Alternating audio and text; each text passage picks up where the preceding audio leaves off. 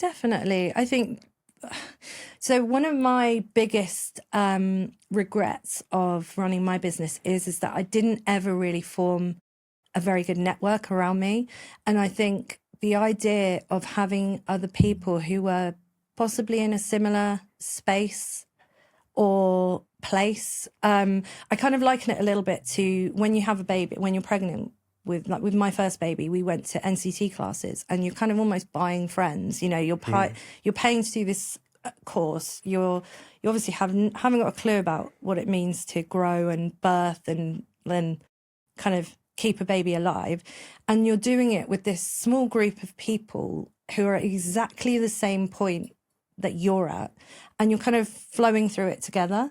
And if you've had a really bad night with your baby, or you're struggling to feed them, or you just feel like shit, and you feel like you just can't do this thing, there was always someone to kind of vibe off of and say, do you know what, I had the same last night, my baby didn't sleep or whatever. And I think for me in business, I never had that, and I really needed it. I'm the sort of person that needs to be able to talk through things with other people who can empathize and relate. And, there's lots of people in my life who are able to listen and hear me and go, oh, that sounds awful or what.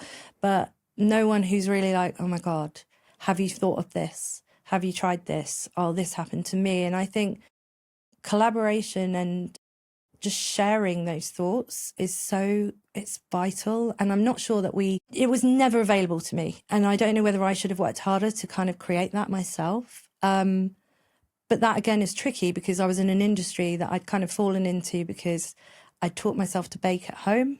I hadn't trained as a chef. I didn't have a network. And I think it's kind of scary to go out there and try and find those people. So yeah, I think if you're not talking and sharing and collaborating on that level, then I think you feel quite alone. And that's a really hard space to be in when you're already up against it, trying to keep this thing going.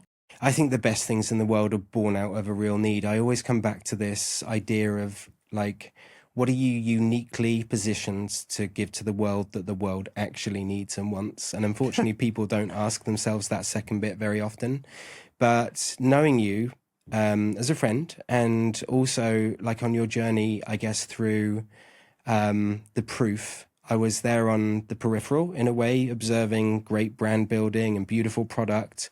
But obviously we're friends as well. So our kids play together. They ride to school together. I come round for delicious dinners sometimes. And on the way through the proof, I had probably a peek behind the curtain a bit more. We were comparing notes. I was introducing you to, some of my advisors and some of the things that were working for me. But it's tough. And I think that when I see so much noise on things like LinkedIn and things that are being called insight, but aren't really insight, they're not based in true experience. I see the real need for We Go Again.